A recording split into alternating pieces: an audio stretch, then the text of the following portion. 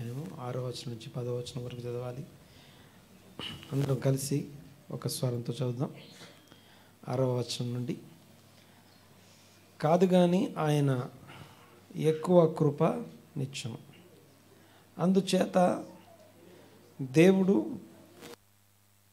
ఎదిరించి దీనులకు కృప అనుగ్రహించును అని లేఖనము చెప్పుచున్నది. 7వ వచనం అందరం కలిసి చదువుదామన్నాం. గట్టిగా నోరు తెరిచి చదవాలి. 7వ వచనం.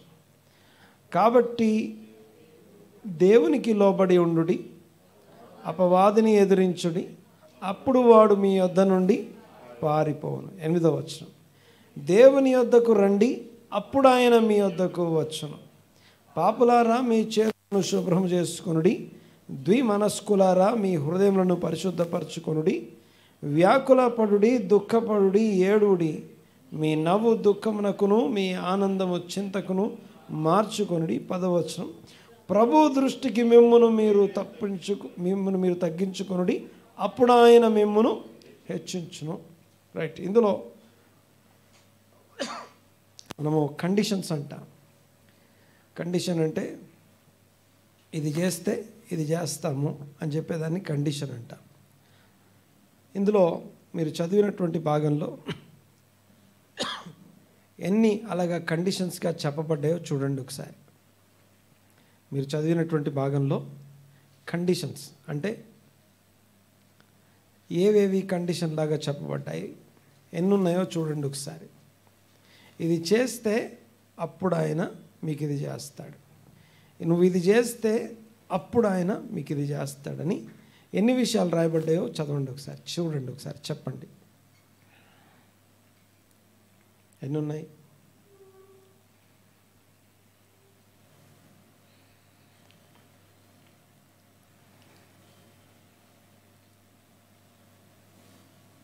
ఎన్ని ఉన్నాయి కన్నా?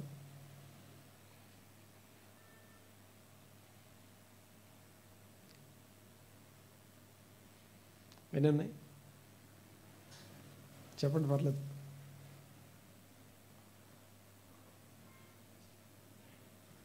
నైనా?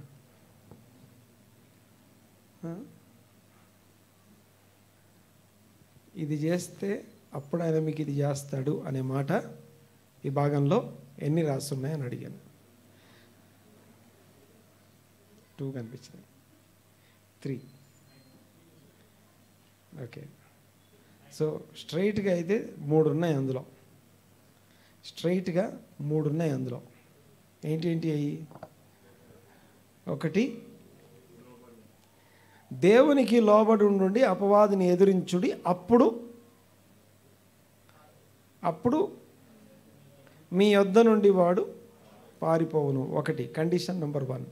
అంటే అపవాదిని వెళ్ళగొట్టడం ఎలా, సాతాన్ని వెళ్ళగొట్టడం ఎలా, దయ్యాన్ని వెళ్ళగొట్టడం ఎలా? చెప్పండి, ఎలా వెళ్ళగొట్టాలి? దేవునికి లోబడి ఉండుండి, సాతాన్ని ఎదిరించండి, అప్పుడు వాడు మీ యొద్ద నుండి పారిపోవును. ఇది 1.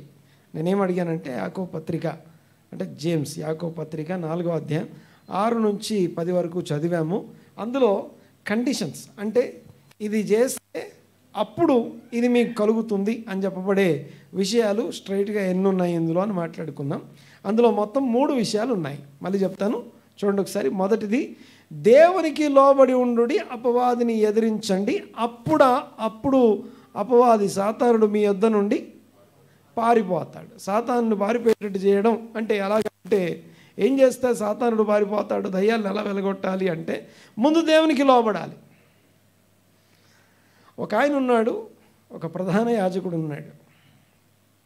ఓకే, ఒక ప్రధాన యాజకుడు ఉన్న ఆయనకి 7 కుమారులు. ఎంతమంది? 7 కుమారులు. ఈ 7 కలిసి ఒక దయ్యాన్ని వెలగొడుతున్నారు. ఈ 7 కలిసి ఒక దయ్యాన్ని వెలగొడుతుంటే ఆ దయ్యం మాట్లాడుతుంది. ఏమని వెలగొడుతున్నారంటే, పౌలు పూజించు, లేకపోతే పౌలు ఆరాధించు, పౌలు ప్రకటించు, నజరేయుడైన యేసు నామమున దయ్యమా వెళ్ళిపో అంటే అది రివర్స్ మాట్లాడుతుంది. ఊరికే మాట్లాడడం కాదు, వారి మీద పడి వారిని లొంగదీసుకొని లిటరల్గా బట్టలు ఊడిపోయాయి, దిగంబరులుగా పరిగెత్తించింది వాళ్ళు. దయ్యం ఎందుకు లోబడలేదు ఈ వ్యక్తికి? ఈ యొక్క 7గురికి ఎందుకు లోబడలేదు అంటే వాళ్ళు దేవునికి లోబడలేదు కాబట్టి. నేను మాట్లాడేది అర్థమవుతుంది కదా? మళ్ళీ చెప్పండి ఒకసారి. 3 విషయాలు ఇందులో ఉన్నాయి. ఒకటి, మీరు ఏం చేయాలి? దేవునికి లోబడి ఉండండి, అపవాదిని ఎదిరించండి, అప్పుడు వాడు మీ యొద్ద నుండి పారిపోతాడు. This is the condition. దీంట్లో కండిషన్స్ అని మాట్లాడుతున్నాం. 3 కండిషన్స్ ఇందులో ఉన్నాయి. సెకండ్ కండిషన్ ఏముంది? దేవుని యొద్దకు రండి, అప్పుడు ఆయన మీ యొద్దకు వస్తాడు. ఇది కండిషన్ నెంబర్ 2. ఓకే, అంటే స్ట్రైట్గా ఉన్నటువంటి కండిషన్స్ మాట్లాడుతున్నాం. ఒకటి ఏం మాట్లాడుకున్నాం? దేవునికి లోబడి ఉండండి, అపవాదిని ఎదిరించండి, అప్పుడు వాడు మీ యొద్ద నుండి పారిపోతాడు. రెండోది ఏంటి? దేవుని యొద్దకు మీరు రండి, అప్పుడు ఆయన మీ యొద్దకు వచ్చును. ఆయన మీ యొద్దకు వచ్చును. దేవుడు మీ దగ్గరికి రావాలంటే ముందు మీరు వాళ్ళే ఆయన దగ్గరికి రావాలి. నేను ఇక్కడే ఉంటానయ్యా, ఈ పందులు మేపే స్థలంలో నేను ఉంటానంటే తండ్రిని రమ్మంటే రాడు. అర్థమవుతుంది నేను మాట్లాడేది? తండ్రికి దినదినము వాత్సల్యం నూతనంగా పుడుతుందేమో, రోజు కృపతో ప్రేమతో నీ కొరకు నువ్వు తిరిగి వస్తామని ఎదురు చూస్తూ ఉంటాడేమో, కానీ మనం మాత్రం కదలాల్సిందే. అప్పుడు ఆయన మీ వద్దకు వచ్చును. దీన్నే పాత నిబంధన భాషలో, దీన్ని యాక్చువల్గా ఈ కొత్త నిబంధన స్టేట్మెంట్స్ అన్నీ కూడా పాత నిబంధన మనకు తెలుసు కదా. అందులో చూస్తే మీరు దేవుని తట్టు తిరగండి, అప్పుడు ఆయన మీ తట్టు తిరుగుతాడు. ముందు మీరు దేవుని తట్టు తిరగండి అంటాడు, ఎందుకంటే ఆయన ఎప్పుడు తిరిగే ఉంటాడు. సరే, మీరు ఆయన యొద్దకు వస్తే దేవుడు మీ యొద్దకు వస్తాడు అని మాట్లాడు. ఇది సెకండ్ కండిషన్. థర్డ్ కండిషన్ చదవండి, చెప్పండి. ప్రభు దృష్టికి మిమ్మును మీరు తగ్గించుకోండి, అప్పుడు ఆయన మిమ్మును హెచ్చు కలుగడం ఎలా? మనం హెచ్చించబడడం ఎలా? ఓకే, ఎక్కడ తగ్గించుకోవాలి? తగ్గించుకునేవాడు హెచ్చింపబడును అని లేదు అక్కడ. తగ్గించుకొనుట అంటానికి ఒక డెఫినేషన్ ఉంది అక్కడ. ఎక్కడ? ప్రభు దృష్టికి తగ్గించుకోమంటాడు. ఎక్కడ తగ్గించుకోవాలి? ఓకే, మనం తగ్గించుకునే ఏరియా ఎక్కడంటే మనుషుల దృష్టికి తగ్గించుకోమని, నీ దృష్టికి నువ్వు తగ్గించుకోమని చెప్పట్లేదు. ప్రభు దృష్టికి నిన్ను నువ్వు తగ్గించుకోమంటున్నాడు. చాలా తేడా ఉంది. చాలాసార్లు మనల్ని మనకి మనం తగ్గించుకుంటాం, మనకి మనం తగ్గించుకుంటాం, లేదా మనుషుల దృష్టికి తగ్గించబడతాం. మనుషుల దృష్టిలో మేము ఇలాగ ఉన్నామని చెప్పి ఒక అవగాహనకు వస్తాం. కానీ వాక్యం చెప్తా ఉంది, ప్రభు దృష్టికి మిమ్మును మీరు తగ్గించుకోండి, అప్పుడు ఆయన మిమ్మును అప్పుడు ఆయన మిమ్మును హెచ్చించును. 3 కండిషన్స్ ఉన్నాయి. ఓకే, సో కండిషన్స్ అనేవి బైబిల్లో చాలా ఉన్నాయి. ఈ 3 ఇక్కడ ఒకే చోట రాయబడిన విషయాలు. లాస్ట్ వీక్ మనము నెహమ్యా కన్నీటి ప్రార్థన అని మాట్లాడుకున్నాం. నెహమ్యా కన్నీటి ప్రార్థన గురించి కొద్ది విషయాలు మాట్లాడుకున్నాం. నెహమ్యా యెరూషలేము కోసం దేవుని ప్రజల పట్టణం యొక్క ప్రాకారపు గోడలు కూలిపోయాయి అని విన్నప్పుడు ఉపవాసం ఉండి కన్నీళ్లు విడుస్తూ దుఃఖంతో ప్రార్థన చేస్తూ ఉన్నాడు.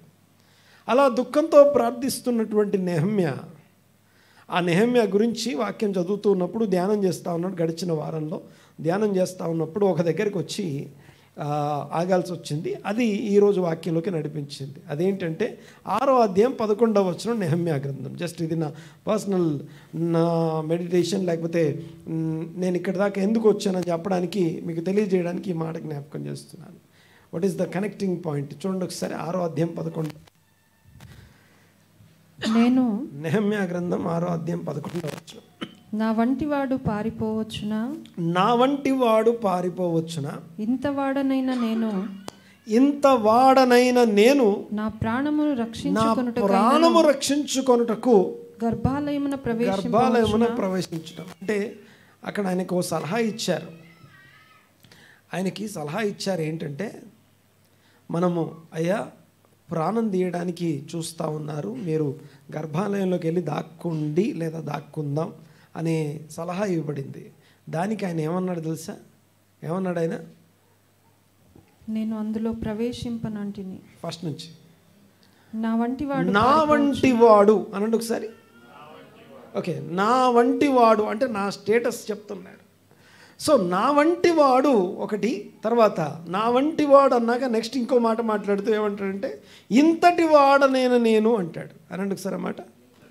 ఓకే, నా వంటి వాడు ఇంతటి వాడను. ఓకే, ఇది ఈ రెండు మాటలు, నా వంటి వాడు అంటే ఐఎమ్ సో స్పెషల్.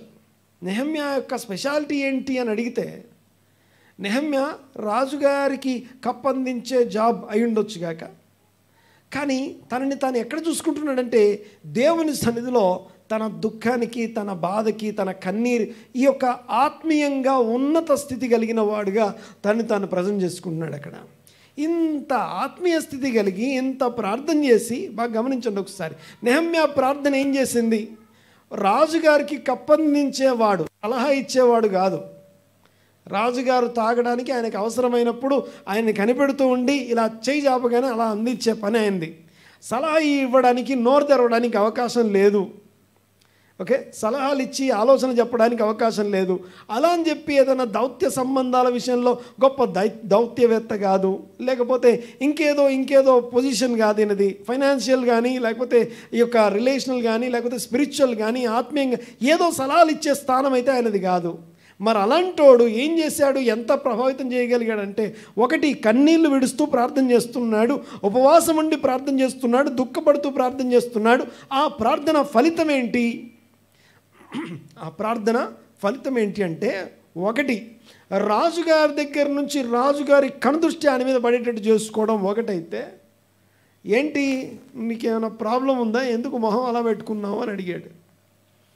నీ మొహంలో ఏదో తేడా ఉంది అని రాజు చూసి గుర్తించదరిగేంత, అంటే రాజు కనుదృష్టి తన మీద పడ్డానికి కారణం ఏంటంటే, it is not about his facial appearance, it is the grace of God. అమేనండి, గట్టిగా, కొంచెం గట్టిగా మాట్లాడాలి. నేను మాట్లాడింది అర్థమైంది కదా? ఆయన రాజు కనుదృష్టి ఆయన మీద పడ్డానికి కారణం ఏంటది? It is not his facial outward appearance, బయటికి కనిపించే అపియరెన్స్ కాదు, it is grace of God. తన ప్రార్థనకి ఫలితం అది. సో రాజు కనుదృష్టి ఆయన మీద పడ్డం కావచ్చు, అక్కడి నుంచి రాజుగారి పర్మిషన్ ఇవ్వడం, దేనికి? ఆ గోడలు కట్టడానికి అవసరమైనటువంటి పర్మిషన్ ఇవ్వడం ఒకటైతే, రెండు, పర్మిషన్తో పాటు అవసరమైనటువంటి సామాగ్రి ఆయనకి యాడ్ చేయబడింది. దానికి సంబంధించిన సామాగ్రి అంటే ఏమేమి వస్తువులు కావాలో అవి కూడా ఆయనకి యాడ్ చేయబడ్డాయి. అడగలేదు అవన్నీ, అడగకపోయినా అవన్నీ యాడ్ చేయబడ్డాయి. తర్వాత అంతేకాదు, ఒక ప్లేస్ నుండి ఇంకో ప్లేస్కి దాటేటప్పుడు సెక్యూరిటీ, ప్రొటెక్షన్ కూడా ఏర్పాటు చేయబడ్డది ఆయనకి. అర్థమైతేగానే మాట్లాడేది. జస్ట్ ఆయన జాబ్ ఏంటి? ఒక డెలిగేట్ ఏం కాదు ఆయన, కేవలం రాజుగారికి కప్పందించే ఉద్యోగి. అలాంటి వాడు ఏమేమి పొందుకున్నాడు? వీటన్నిటికి కారణం ఏంటంటే, తన కన్నీటి దుఃఖంతో దేవుని సన్నిధిలో ప్రార్థన, మనుష్య పద్ధతులు, మనుష్య ఆలోచనలు గాక దేవుని చిత్తానుసారంగా దేవుని ఉద్దేశం కొరకు దేవుని సన్నిధిలో ప్రార్థన చేసిన ఆ ప్రార్థనకి జవాబు ఇవన్నీ కూడా. దేవుని కృప పొందుకోవడం ఒక ఎత్తు అయితే, ఓకే, తర్వాత రెండవది సామాగ్రిని పర్మిషన్గా పొందుకోవడం ఒక ఎత్తు అయితే, కట్టడానికి పర్మిషన్ పొందుకోవడం ఇంకోటైతే, ఆ తర్వాత ప్రొటెక్షన్ అనగా సెక్యూరిటీ, ఆయనకి ప్రయాణాలు చేస్తున్నప్పుడు ప్రయాణంలో సెక్యూరిటీ ఇవ్వడానికి సెక్యూరిటీ కూడా అలాట్ చేయబడింది ఆయనకి. ఓకే, మనం అంటాం కదా జెడ్ కేటగిరీ సెక్యూరిటీ అంటాం, చూసారా? అలాంటి ఒక స్పెషల్ సెక్యూరిటీ యాడ్ చేయబడింది ఆయనకి. అంతేకాదు, ఇంకోటి తెలుసా? ఒక ప్లేస్ నుంచి ఇంకో ప్లేస్కి వెళ్ళేటప్పుడు ఏమంటాం, అది పర్మిషన్స్ కూడా, పర్మిషన్ లెటర్స్ కూడా, ఎక్కడ ఎవరికి ఏ పర్మిషన్ కావాలో ఆ పర్మిషన్ లెటర్స్ కూడా ఆయనకి ఇవ్వబడ్డాయి, తాకీదులు ఇవ్వబడ్డాయి. ఇంతటి వాడనైనా నేను పారిపోవచ్చా అంటే, ఫిజికల్లీ ఆయనకున్నటువంటి ఏది రాజుగారి ఫేవర్, ఈ పర్మిషన్స్, లేకపోతే ఈ స్థానము, ఈ స్థాయి, గొప్పతనం, ఇవన్నిటిని బట్టి నా వంటి వాడు పారిపోదగునా, ఇంతటి వాడను అంటాడు. ఏంటి ఆయన గొప్పతనం ఏంటి అంటే, నేను రాజుగారి చేత సర్టిఫికెట్ తెచ్చుకున్నాను, రాజుగారి దగ్గర పర్మిషన్ ఉంది, నాకు ఇవన్నీ కలిగి ఉన్నాను, ఇవన్నీ నన్ను చూసి ఇచ్చాడు ఆయన, ఇవన్నీ నిన్ను చూసి ఇచ్చు, ఇవన్నిటి గురించి మాట్లాడలేదు ఆయన. ఈ స్పిరిచువల్ స్టేటస్ని బట్టి మాట్లాడుతున్నాడు. ఇవన్నీ ఏం చేస్తూ వచ్చాయి? నాకు ప్రార్థన చేస్తేనే కదా వచ్చింది.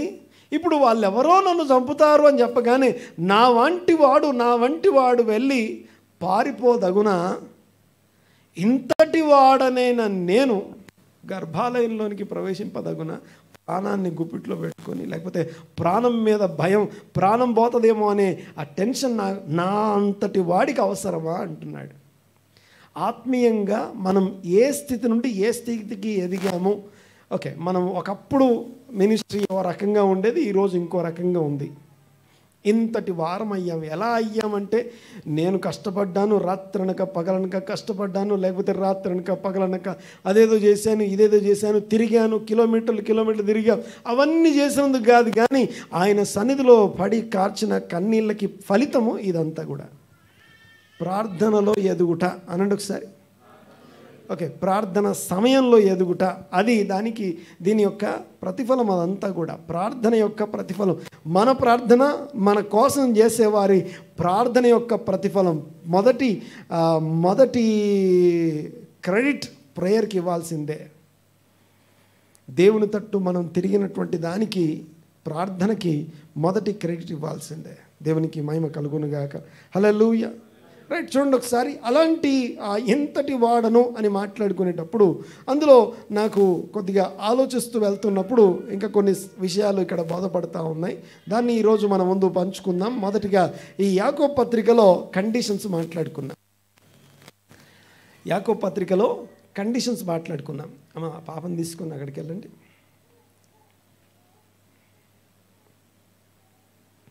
వాళ్ళతో పాటు కూర్చోండి మీరు. రైట్, చూడండి ఒకసారి. కండిషన్స్ మాట్లాడుకున్నాం. మొదటిది ఏంటంటే, అపవాదిని దేవునికి లోబడి ఉండండి, అపవాదిని ఎదిరించండి, అప్పుడు వాడు మీ వద్ద నుండి పారిపోతాడు. శోధన లేకపోతే ఇబ్బంది, శ్రమ వచ్చినప్పుడు దానికి చెవినివ్వమని, దానికి లోబడమని చెప్పట్లేదు, దానికి ఆన్సర్ చెప్పమని చెప్పట్లేదు, దానికి రెస్పాండ్ అవ్వమని చెప్పట్లేదు. పోయి దేవునికి లోబడు. దేవునికి నేను ఎక్కడ లోబడలేదో, నేను ఎక్కడ ఇంకా లోబడవలసి ఉందో, ఆ లోబడవలసిన ఏరియాస్ని వెతుక్కొని కనుక్కొని వాటి కోసం వెళ్ళమని చెప్తున్నాడు. దేవునికి స్తోత్రం కలుగును గాక. హల్లెలూయా. రైట్, చూడండి ఒకసారి.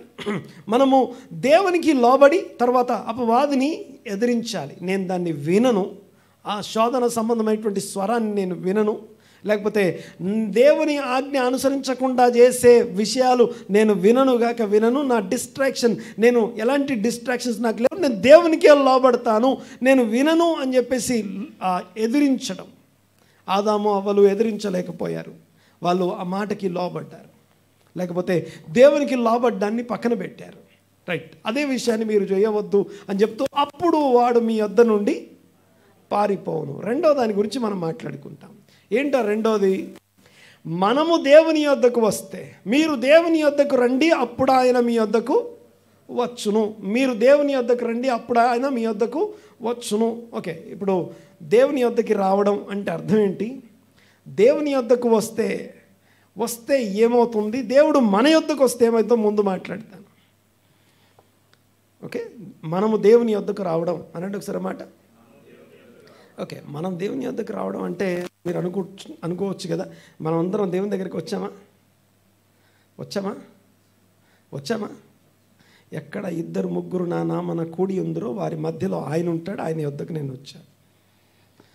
ప్రభు ఈ దినమున ఆయన పేరిట మనం గూడుకుంటాం కాబట్టి, ఆయన పేరిట గూడుకుంటున్నటువంటి ఈ సమాజంలోనికి వచ్చిన వారందరూ ఆయన సన్నిధికి వచ్చారు. ఆయన సన్నిధికి వస్తే ఏమవుద్దో ముందు, ఆయన మన యొద్దకు వస్తే ఏమవుద్దో ముందు మీకు జ్ఞాపకం చేస్తాను, వినండి ఒకసారి. దేవుని స్వరూపాన్ని విడిచిపెట్టాడు అని చూస్తాం. ఏంటది? దేవుని స్వరూపాన్ని, మహిమ స్వరూపాన్ని, ఆయన సార్వభౌమత్వాన్ని, సర్వాధికారాన్ని అన్నీ విడిచిపెట్టి మానవ పోలికగా పుట్టాడని రాస్తుంది. మానవ పోలికగా పుట్టి దాసుని స్వరూపం ధరించుకొని, ఏనండి, దాసుని స్వరూపం ధరించుకొని తర్వాత మరణం పొందినంతగా తగ్గించుకొని, అది కూడా చెప్పాలి మీరు, శిలువ మరణం పొందినంతగా తగ్గించుకున్నాడు. ఇది క్రీస్తు యొక్క ఏమంటారంటే క్రిస్టాలజీ అంటాం దీన్ని. ఓకే, సో క్రీస్తు యొక్క స్వరూపంలోకి ఆయన మార్చబడడం అనే విషయం. తర్వాత చూడండి ఒకసారి, బాగా గమనించండి ఒకసారి. దేవుడు మన యొద్దకు వస్తే ఏమవుద్దో ముందు కొన్ని మాటలు మీకు జ్ఞాపకం చేస్తాను. ఓకే, సిలువ అనండి ఒకసారి. ఇప్పుడు మనం మాట్లాడుకునే ఈ సిలువ ఏదైతే ఉందో, ఓకే, ఈ దాదాపుగా ఈ 2000 సంవత్సరాలు, ఈ 1900 సంవత్సరాల్లో సిలువకు ఉన్నంత ప్రయారిటీ, విలువ అంతకుముందు లేదు. ఈవెన్ ఆదిమ సంఘంలో, ఈవెన్ మొదటి 200 సంవత్సరాల వరకు కూడా సిలువ అనేది ఒక గుర్తుగా కూడా చూడలేదు. ఓకే, మొదటి 200 సంవత్సరాలు అనగా క్రీస్తు తరువాత 2 శతాబ్దాల్లో కూడా అప్రాక్సిమేట్లీ 2 సెంచరీస్, 2 శతాబ్దాలు కూడా సిలువను ఎవరు దాన్ని గుర్తించలేదు, లేదా సిలువను గుర్తుపట్టుకోలేదు. అప్పట్లో ఒకవేళ ఎవరికన్నా కళ్ళలో సిలువ వచ్చిందనుకోండి, అందరూ వినపడుతుందిగా నేను మాట్లాడేది, అర్థమవుతుందిగా? సిలువ కళ్ళలో కనపడితే ఎలా చూస్తారు తెలుసా? దాన్ని ఒక అపశకునంలా చూస్తారు. నేను మాట్లాడితే అర్థమవుతుంది కదా. ఎందుకంటే సిలువ అనేది రోమియుల యొక్క మరణశిక్షల్లో అత్యంత నీచమైన, అత్యంత ఘోరమైనటువంటి మరణం. అలాంటి దౌర్భాగ్యమైనటువంటి, దరిద్రమైనటువంటి శిక్ష. అలాంటి సిలువను క్రీస్తు ప్రభు 6 గంటలు దాని మీద ఉన్నారు. ఎన్ని గంటలు? ఉదయం 9 గంటలకు సిలువ వేస్తే సాయంకాలం 3 గంటల వరకు ఆయన సిలువ మీద ఉన్నారు. ఆయన ఎక్కిన సిలువకు ఆ తర్వాత ఇప్పుడు ఆ సిలువకు ఎక్కడ లేని విలువ వచ్చింది. ఆ ప్లస్ గుర్తుకు కానీ ఆ సిలువకి ఇంత విలువ రావడానికి కారణం సిలువ దగ్గరికి ఆయన వచ్చినందుకు. ఆమెనండి గట్టిగా. ఇప్పుడు ఎక్కడున్నా సిలువే. ఇప్పుడు సిలువ చాలా విలువైంది, సిలువకే దండం పెడతాం. మాట్లాడితే అర్థమవుతుంది కదా. సో సిలువ చాలా ఘనమైంది. ప్రపంచంలోకెల్లా అతి ఎక్కువగా గుర్తించబడినటువంటి సైన్ ఏంటంటే సిలువ. ఈ సిలువ ఒకప్పుడు అపశకునం, ఒకప్పుడు అది చాలా దరిద్రమైంది, ఒకప్పుడు అది ఘోరమైంది. అత్యంత విలువ లేనటువంటి, ఘోరమైనటువంటి, దరిద్రమైనటువంటి ఆ రోమియుల శిక్ష అనబడుతున్నటువంటి ఆ సిలువ గుర్తు యేసు ప్రభు 6 గంటలు దాని మీద ఉన్నందుకు దానికి ఎంత విలువ వచ్చిందంటే ఇప్పుడు అది అత్యంత గొప్ప విలువ కలిగినటువంటి గుర్తుగా మారిపోయింది. ఎవరన్నా ఒక మంచి మేడగది, మంచి ఇల్లు కట్టుకొని ఆ ఇంటి లోపల ఎవరన్నా గుడిసేస్తారా? బెడ్రూమ్లో ఎవరైనా గుడిసేస్తారా? ఒక హాల్లో గుడిసేసుకుంటారా? మంచి ఇల్లు కట్టుకొని, మంచి స్లాబ్ ఇల్లు, మంచిగా ఒక భవనం, మంచి భవనం కట్టుకొని అందులో ఒక హాల్లో గుడిసేసుకుంటారా? ఓ పాకేస్తారా? కానీ ఇప్పుడు వేస్తారు. ఎందుకు తెలుసా? పశువుల పాక అంటాం కదా. క్రీస్తు ప్రభు అక్కడ జన్మించినందుకు గాను ఆ పాకకి ఎక్కడ లేని విలువ వచ్చింది. ఇప్పుడు భవంతుల్లో దానికి విలువ పెరిగిపోయింది. అర్థమవుతుందిగా నేను మాట్లాడేది? అంటే యేసు ప్రభు దేవుడు మన యొద్దకు వస్తే విలువ లేని విషయాలకి విలువ కలుగుతూ ఉంది. నేను మాట్లాడేది అర్థమవుతుంది అనుకుంటున్నాను. ఎవరన్నా సరే సమాధి ఫోటోలు పెట్టుకోరు ఇంట్లో. సమాధి ఫోటోలు పెట్టుకుంటారా? పెట్టుకోరు. కానీ యేసు ప్రభు యొక్క ఖాళీ సమాధి ఫోటోలు పెట్టుకుంటారు. ఎందుకు తెలుసా? అందులో ఆయన 3 రోజులు ఉన్నందుకు. ఆ 3 రోజులు ఆయన బాడీని అందులో పెట్టినందుకు ఆ సమాధి ఫోటోని ఇప్పటికీ ఇళ్లలో పెట్టుకుంటున్నారు. గమనించండి ఒకసారి. నేనేం మాట్లాడుతున్నానంటే దేవుడు మన యొద్దకు వస్తే విలువ లేని, అత్యంత నీచమైన, ఏ దౌర్భాగ్య స్థితిలో ఉన్నా దానికి ఎక్కడ లేని విలువ కలుగుతూ ఉంది. ఆమె అనండి గట్టిగా. అది ఎట్టిదైనా సరే, ఎంత నీచమైనదైనా సరే ఆయన దాని దగ్గరికి వచ్చాడు అంటే దాని విలువ మారిపోద్ది. హల్లెలూయా. దేవునికి మహిమ కలుగును గాక. చూడండి ఒకసారి. దేవుడు విలువను కలిగించే మీరు ఆయన యొద్దకు వస్తే, చెప్పండి, అప్పుడు ఆయన మీ యొద్దకు, దేవుని యొద్దకు మీరు రండి, అప్పుడు ఆయన మీ యొద్దకు వచ్చును. అనండి ఒకసారి గట్టిగా. మరొకసారి. దేవుని యొద్దకు రండి, అప్పుడు ఆయన మీ యొద్దకు వచ్చును. దేవుని యొద్దకు రండి, అప్పుడు ఆయన మీ యొద్దకు వచ్చును. దేవుడు మన దగ్గరికి వస్తే ఎన్ని విలువైన విషయాలు ఉంటాయో జస్ట్ ఊరికే శాంపిల్స్ అవి మాట్లాడింది. చాలా ఉన్నాయి మాట్లాడాలంటే. కానీ మన టాపిక్ దేవుని యొద్దకు రావడం అనే మాట. అనండి గట్టిగా. దేవుని యొద్దకు రావడం అంటే అర్థం ఏంటి? దేవుని యొద్దకు రావడం అంటే అర్థం ఏంటి? కొన్ని వచనాలు, ఒక 7 విషయాలు చెప్తాను. ఎన్ని విషయాలు? 7 థింగ్స్ మాట్లాడుకుంటాం. ఈ 7 విషయాలు ఏవైతే ఉన్నాయో, ది 7 థింగ్స్ ఏవైతే ఉన్నాయో, మనము దేవుని యొద్దకు వచ్చే విధానాన్ని మనకి బోధపరుస్తాయి. మొదటిది, దేవుని యొద్దకి రావడం అంటే అర్థం ఏంటి? దేవుని యొద్దకి ఎలా రావాలి? దేవుని యొద్దకు మరొకసారి, మనము దేవుని యొద్దకు వస్తే ఆయన మన యొద్దకు వస్తాడు. మన దగ్గరికి ఆయన వచ్చాడంటే మన విలువ మారిపోతుంది. మన విలువ ఆయన దర్శించాడు అంటే మన విలువ మారిపోతూ ఉంది. ఎట్టి పరిస్థితుల్లో ఉన్నా సరే ఆ కానా విందు తెలుసు కదా, వివాహ విందు. పెళ్లి కొడుకు ఎవరో మనకు పేరు తెలియదు, పెళ్లి కూతురు ఎవరో పేరు తెలియదు, ఏమండి ఆ పెళ్ళిని లీడ్ చేసిన వాళ్ళు ఎవరో మనకి పేరు తెలియదు. యేసు ప్రభు దాన్ని అటెండ్ చేసినందుకు ఆ విందు, ఆ పెళ్ళి ఇప్పటికీ ఫేమస్. ఆయన వస్తే అలా ఉంటుంది. ఆమె అనండి గట్టిగా. సో దేవుని యొద్దకు ముందు మనం రావాలి. చాలా జాగ్రత్త గమనించండి ఒకసారి. కండిషన్స్ అంటాం వీటిని. కండిషన్స్ అంటే మీరు దేవుని యొద్దకు వస్తే అప్పుడు ఆయన మీ యొద్దకు వస్తాడు, మీరు దేవుని తట్టు తిరుగుడి అప్పుడు ఆయన మీ తట్టు తిరుగుతాడు, లేదా దేవునికి లోబడి ఉండి అపవాదిని ఎదిరించండి అప్పుడు వాడు మీ యొద్ద నుండి పారిపోతాడు. ప్రభు దృష్టికి మిమ్మల్ని మీరు తగ్గించుకోండి అప్పుడు ఆయన మిమ్మల్ని హెచ్చిస్తాడు. సో కండిషన్స్ ఇవన్నీ కూడా. ఇలాంటి కండిషన్స్ చాలా ఉన్నాయి బైబిల్లో. కండిషన్స్ అంటే వీటిని మనం గుర్తుపెట్టుకోవాల్సిన విషయం ఏంటంటే ఈ కండిషన్స్ ఏవి కూడా దేవుని కృపని తక్కువ చేయవు, ఆయన వాత్సల్యాన్ని తక్కువ చేయవు, ఆయన ప్రేమని తక్కువ చేయవు. కండిషన్స్ గురించి మాట్లాడినంత మాత్రాన ఆయన అన్కండిషనల్ లవ్ని తక్కువ చేయవు. ప్రతిరోజు తప్పిపోయిన కుమారుని కోసం ఆ తండ్రి ఇంటి దగ్గరనే కూర్చొని ఆ త్రోవ తట్టు చూస్తూ ప్రతిరోజు నూతనమైన వాత్సల్యంతో ఎదురు చూస్తూనే ఉంటాడు. అంతేగాని ఆ పందులు మేపే స్థలానికి ఈ తండ్రి వెళ్ళడు. ఏమో పాస్టర్ గారు నాకు తెలియదంటే దేవుడే నా దగ్గరికి రావాలి, దేవుడే మనమున్న పందుల కొట్టంలోకి రావాలి. నో, అర్థమవుతుంది కదా. వాడికి బుద్ధి వచ్చినప్పుడు వాడు బయలుదేరి తండ్రి దగ్గరికి వస్తూ ఉన్న దారిలో ఉండగానే ఆ కంపును, అక్కడ ఉన్నటువంటి చెత్తని, అవన్నీ ఎలా ఉన్నా సరే మీద పడి ముద్దాడి నువ్వు నా కుమారుడు అని స్వీకరించేశాడు. ఇది అన్కండిషనల్ లవ్ ఇది.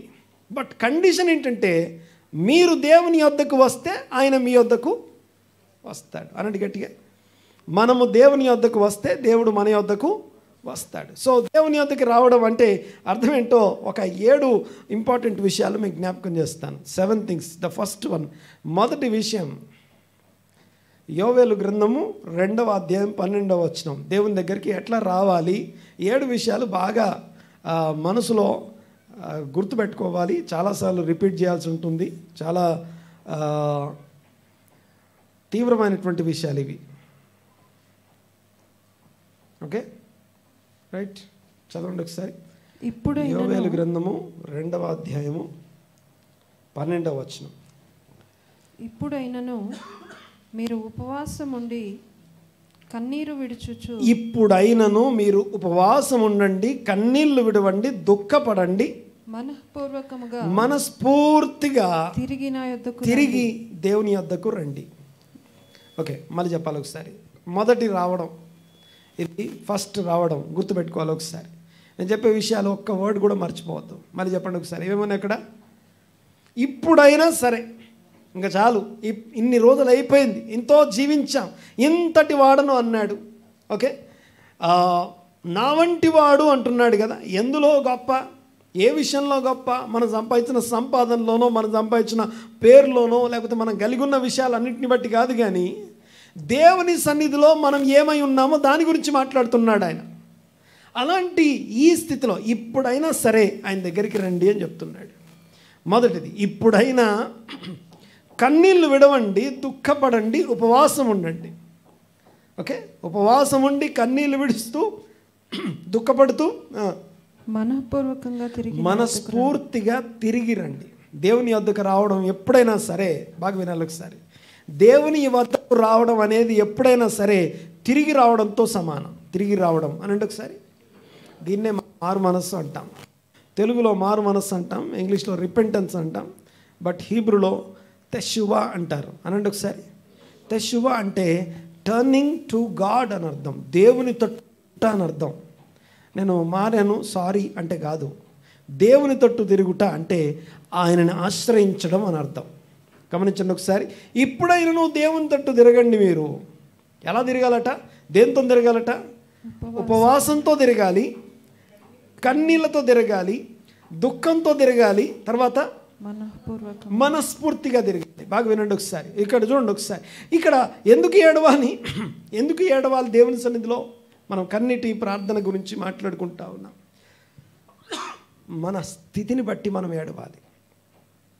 ఇందాక మనం చదివిన భాగాన్ని ఒక్కసారి చూడండి. ఒకసారి యాకోబు పత్రిక 4వ అధ్యాయం, యాకోబు పత్రిక 4వ అధ్యాయం 7వ వచనం చదవండి ఒకసారి. కాబట్టి దేవునికి లోబడి ఉండుడి, అపవాదిని ఎదిరించుడి, అప్పుడు వాడు మీ యొద్ద నుండి పారిపోవును. దేవుని యొద్దకు రండి, అప్పుడు ఆయన మీ యొద్దకు వచ్చును. పాపులారా, మీ చేతులను శుభ్రము చేసుకొనుడి, ద్విమనస్కులారా, మీ హృదయములను పరిశుద్ధపరచుకొనుడి. వ్యాకులపడుడి, దుఃఖపడుడి, ఏడువుడి. మీ నవ్వు దుఃఖమునకును, మీ ఆనందము చింతకును దేవుని వద్దకు రండి అని చెప్పేటప్పుడు ఇక్కడ రాస్తున్నాయి. అప్పుడు ఆయన, పాపులారా మీ చేతులను శుభ్రం చేసుకోండి, ద్విమనస్కులారా మీ హృదయములను పరిశుద్ధపరచుకోండి, వ్యాకులపడండి, దుఃఖపడండి, ఏడవండి, మీ నవ్వు దుఃఖంగా మార్చుకోండి, మీ ఆనందము చింతకు మార్చుకోండి. ఈ దేవుని వాక్యం ఏంటో మనకు అర్థమైతే గమనించండి ఒకసారి. ఈ దుఃఖము ఇవన్నీ కూడా రెండంచులు గల ఎటువంటి ఖడ్గము కంటేను వాడి అయినటువంటి ఆయన యొక్క వాక్యము మన హృదయంలోనికి వెళ్తున్నప్పుడు, హృదయమును పరిశోధిస్తున్నప్పుడు చాలాసార్లు we don't allow that word to test our hearts. వాక్యం హృదయంలోనికి వెళ్ళి హృదయంలోని తలంపుల్లోని ఊహను పరిశోధిస్తుంది. అది థాట్స్ని పరిశోధిస్తుంది వాక్యం. వాక్యం ఎప్పుడైనా సరే, ఈరోజు వాక్యం దగ్గరికి వచ్చేటప్పుడు మనం తెలుసుకోవాల్సిన విషయం ఏంటంటే, ఆ హృదయాన్ని తెరిచి నా ఆలోచనని ఎక్కడన్నా మార్చుకోవాలా, నా ఆలోచనని పరిశోధించమని అలో చేయాలి. ఆ అలో చేయకపోతే మనం ఆ వాక్యాన్ని లోపలికి రానియలేము. పరిశోధన జరగదు. పరిశోధన జరగకపోతే మన నవ్వు దుఃఖానికి మారదు. నవ్వు దుఃఖానికి, లేకపోతే ఆ యొక్క ఏడుపు, లేకపోతే ఈ కన్నీళ్ళకి మనం మారలేము, అక్కడికి వెళ్ళలేము మనం. నేను మాట్లాడితే అర్థమవుతుంది కదా. సో ఆ కన్నీటి యొక్క ప్రార్థన రావడానికి కారణం వాక్యం అలౌ చేయడం. తర్వాత గమనించండి ఒకసారి. మొదటిది, ఇప్పుడైనను దుఃఖపడండి, ఉపవాసంతో దుఃఖపడి కన్నీళ్లు విడుస్తూ మనస్ఫూర్తిగా దేవుని యొద్దకు తిరిగి రండి. తిరిగి రండి అని చెప్తున్నాడు. ఇది మొదటి మాట. రెండో మాట, హోషేయ గ్రంథం 14వ అధ్యాయం 2వ వచనం. రెండో మాట, దేవుని దగ్గరికి ఎలా రావాలో ఒక్కొక్కటి మాట్లాడుకుంటాను చూడండి ఒకసారి. హోషేయ గ్రంథం 14వ అధ్యాయం 2వ వచనం. మాటలు సిద్ధపరచుకొని యెహోవా యొద్దకు తిరుగుడి. ఓకే, ఎలా రావాలట? కొంచెం అనండి గట్టిగా. You have to prepare a speech. ఒక మాటలు సిద్ధపరచుకొని దేవుని సన్నిధికి వెళ్ళాలి. తప్పిన కుమారుని చూడండి ఒకసారి. లూకా సువార్త 15వ అధ్యాయం 17వ వచనం. లూకా సువార్త 15వ అధ్యాయం 17వ వచనం చూడండి ఒకసారి. అయితే బుద్ధి వచ్చినప్పుడు, వాడు బుద్ధి వచ్చినప్పుడు, నా తండ్రి యొద్ద ఎంతో మంది కూలివాళ్ళకి ఆహారం ఉన్నది, నేనైతే ఇక్కడ ఆకలికి చచ్చిపోతున్నాను. నేను లేచి నా తండ్రి యొద్దకు వెళ్ళి, నేను నా తండ్రి యొద్దకి వెళ్తాను. తండ్రి, ఇక్కడ చూడండి ఒకసారి. ఆయన ప్రిపరేషన్ ఆఫ్ ద స్పీచ్, వెళ్ళి ఏం మాట్లాడాలో సిద్ధపడుతున్నాడు. తండ్రి, నేను పరలోకమునకును నీ ఎదుట విరోధంగా పాపం చేశాను. పరలోకానికి విరోధంగా నీ ఎదుట పాపము చేశాను అని చెప్తున్నాడు. గమనించండి ఒకసారి. తండ్రి దగ్గరికి వెళ్ళి చెప్పే విషయం, తండ్రి నేను నీకు తప్పు చేశాను అనట్లేదు. పరలోకమునకు విరోధముగా నీ ఎదుట పాపం చేశాను. తర్వాత ఇక మీదట నీ కుమారుడనని అనిపించుకొనుటకు యోగ్యుడను కాదు అనండి ఒకసారి అన్నమాట. కొంచెం గట్టిగా అనాలన్నమాట. దేవా, నేను నీ కుమారుడు అనిపించుకోవడానికి యోగ్యుడను కాను. పరలోక రాజ్యానికి, రాజ్య నియమాలకి, దేవుని వాక్యానికి విరోధంగా పాపం చేశాను. తండ్రి, నీ ఎదుట నేను పాపం చేశాను. ఓకే, పరలోకానికి విరోధంగా ఏం పాపం చేశాడు ఈయన? ఓకే, వెళ్ళిపోయే ముందు తన కుమారుడు అయినందుకు, బాగా వినాలి ఒకసారి. ఎందుకు వెళ్ళిపోయాడు తెలుసా? ఈ కుమారుడు తండ్రి దగ్గర నుంచి ఎందుకు వెళ్ళిపోయాడంటే, నేను కుమారుణ్ణి కాబట్టి నాకు రావాల్సింది నాకు ఇవ్వు అంటాడు. ఇప్పుడు బుద్ధి వచ్చినప్పుడు ఎక్కడికి వచ్చాడంటే, అసలు కుమారుని అనిపించుకునే అర్హతే నాకు లేదు అంటాడు. ఒకసారి రెండింటి తేడాను అర్థం చేసుకుందాం ఒకసారి. ఓకే, ముందు ఎలా ఉండే? నేను కుమారుణ్ణి కాబట్టి, నీ కుమారుడిగా పుట్టినందుకు as a birth right, okay, నా జన్మ హక్కు నీ కుమారునిగా నేను పుట్టినందుకు నాకు రావాల్సింది నాకు ఇచ్చే అని ఫైట్ చేశాడు. చేసి తీసుకుని వెళ్ళిపోయి మొత్తం పోగొట్టాడు. పోయిన తర్వాత ఇప్పుడు బుద్ధి వచ్చినప్పుడు అంటాడు, నేను నీ కుమారుడను అనిపించుకొనుటకు యోగ్యుడను కాను, నాకు యోగ్యత లేదు. ఒక్కసారి దేవుని సమాజం, సంఘము అంటే ఎక్కడ 2-3 నా నామన కూడి ఉంటారో వారి మధ్యలో ఆయన ఉంటాడు. ఈ రోజున నేను వాక్యం చెప్తున్నంత మాత్రాన, పోయిన వారం కాక అంతకుముందు వారం పౌలు గురించి మాట్లాడుకున్నా. ముందు అంటాడని నేను అపోస్తలుడు అనిపించుకోవడానికి యోగ్యుడని కాదు.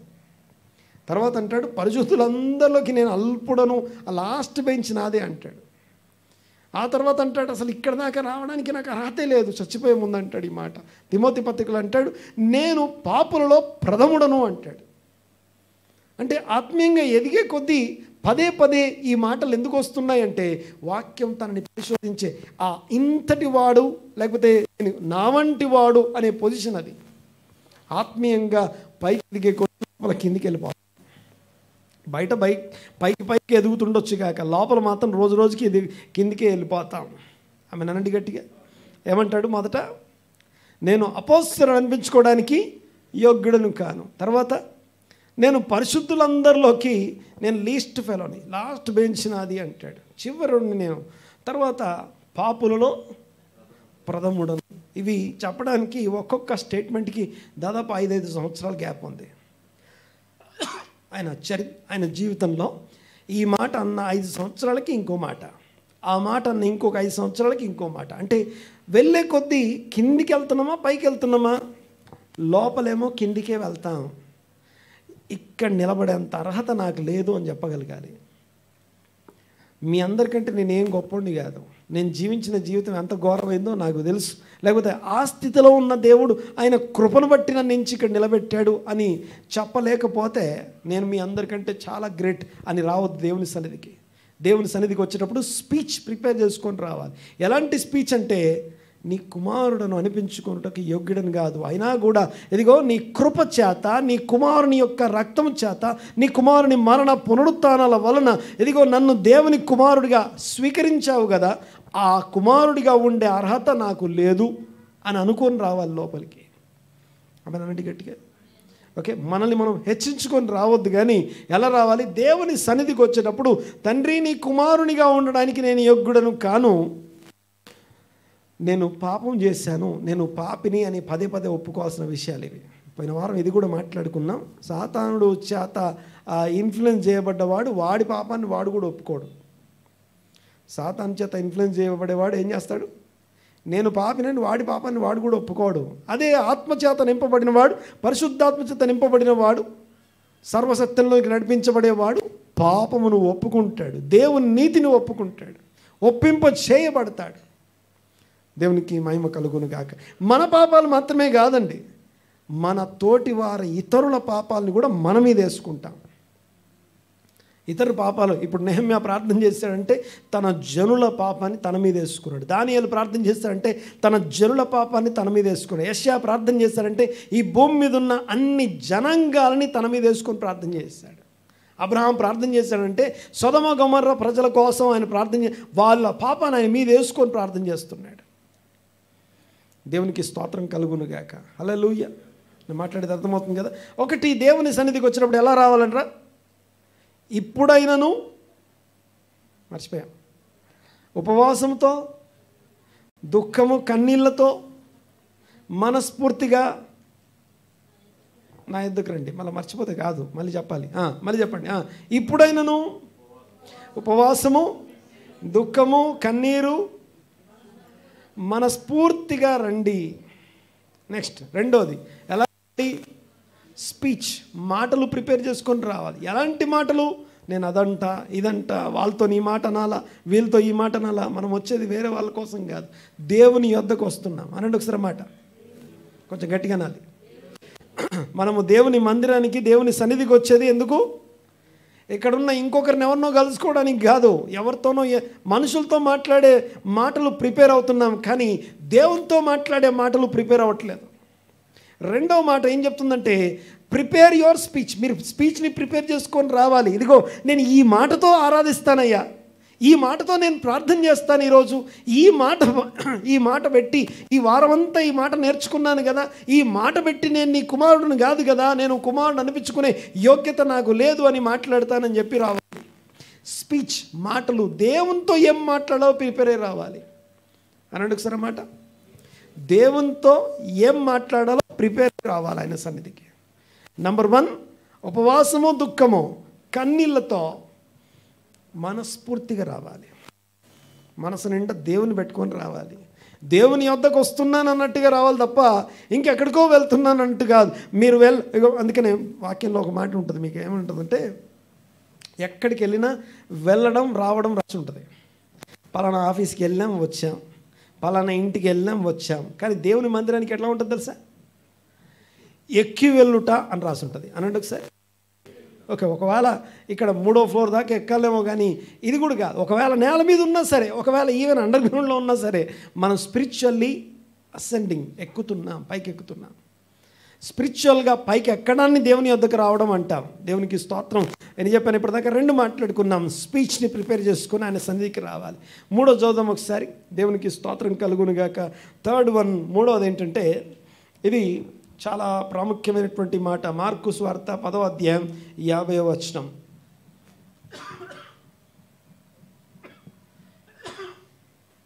మార్కు సువార్త 10వ అధ్యాయం 50వ వచనం. అంతటా వాడు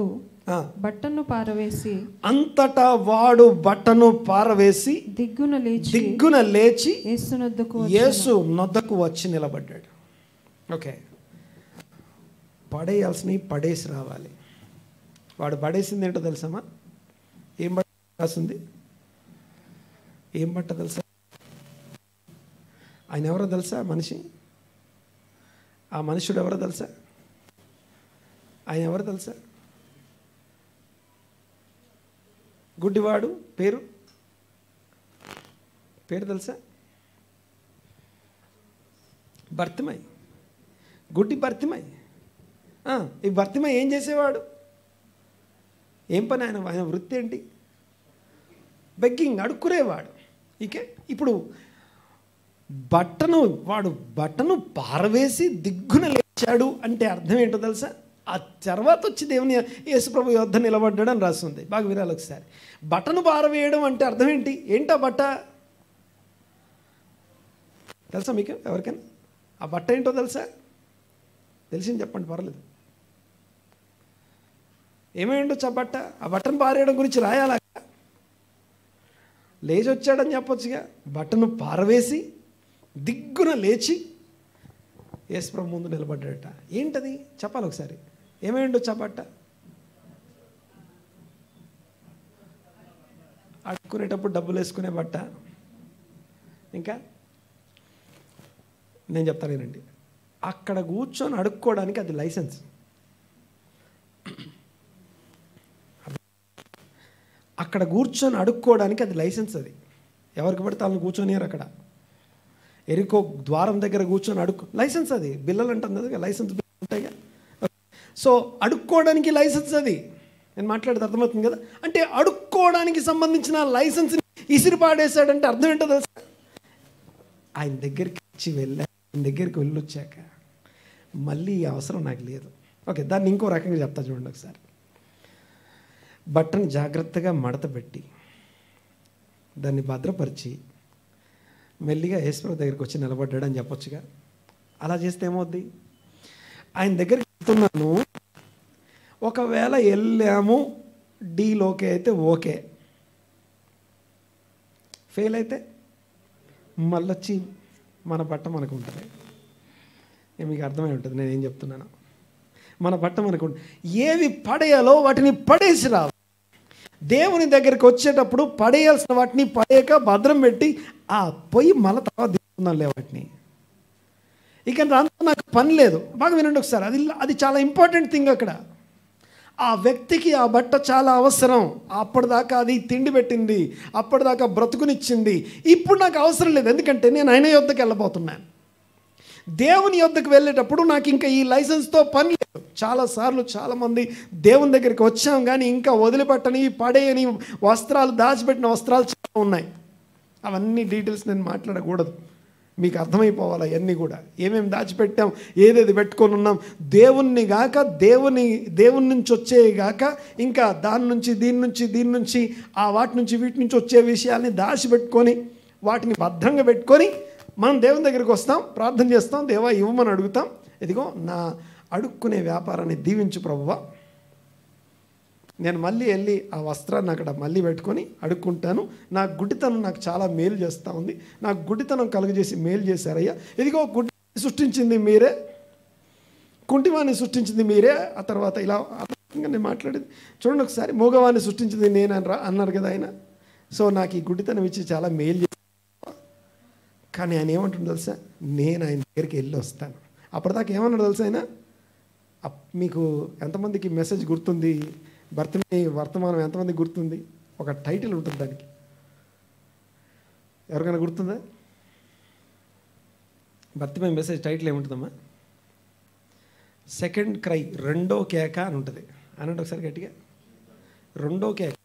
మొదటి కేక గట్టిగా అరిచాడు, ఏమని? దావీదు కుమారుడా నన్ను దాటిపోకయ్యా.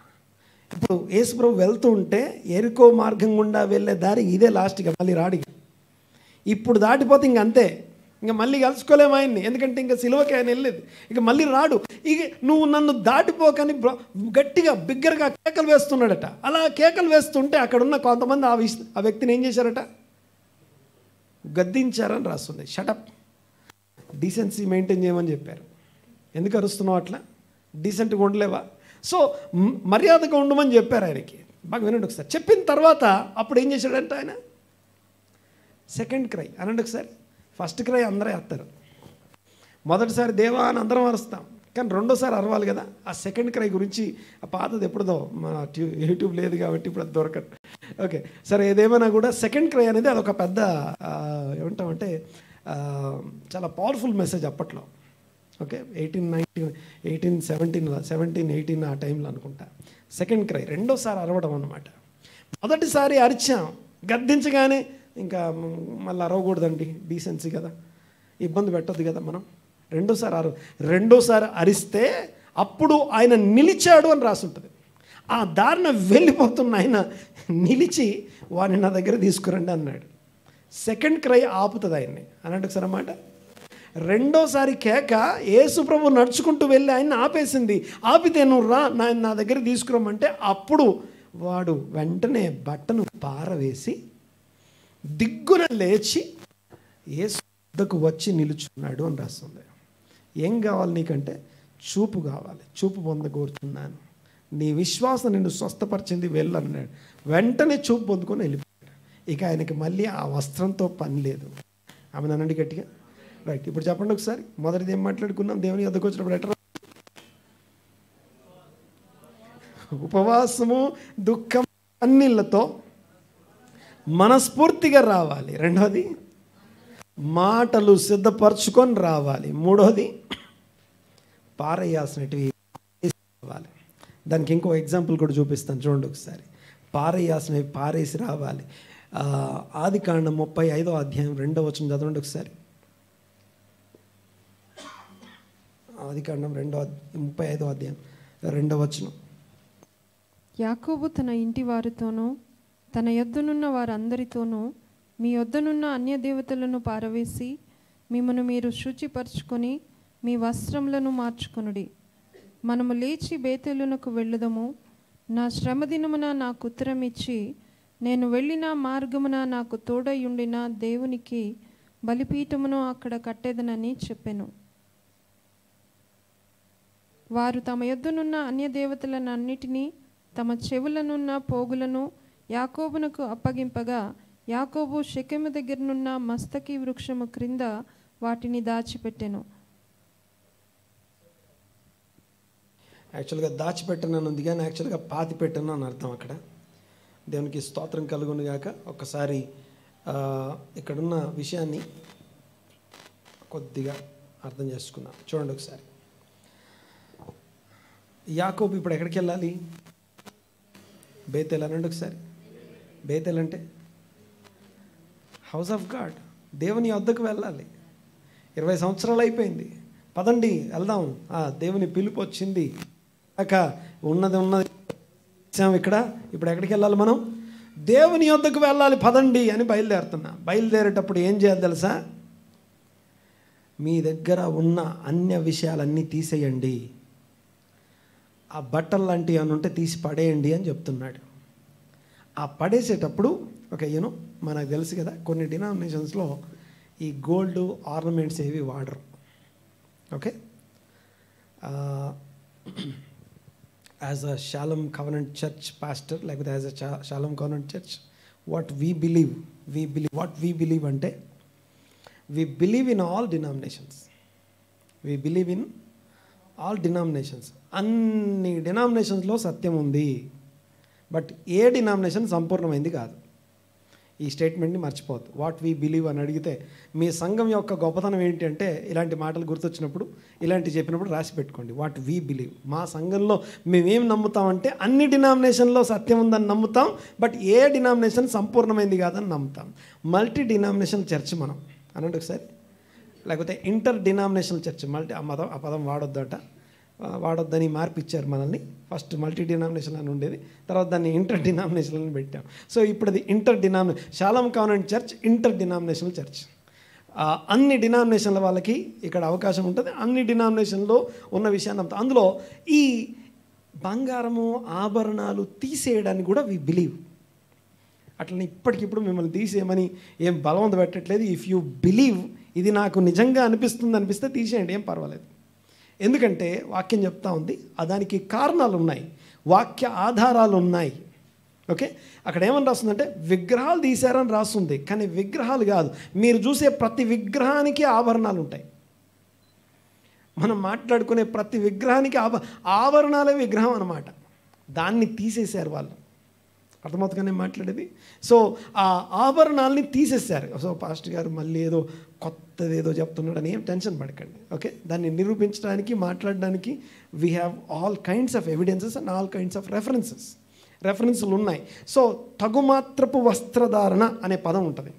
1, 2 అన్న వస్త్రములు అనంటే ఒకసారి.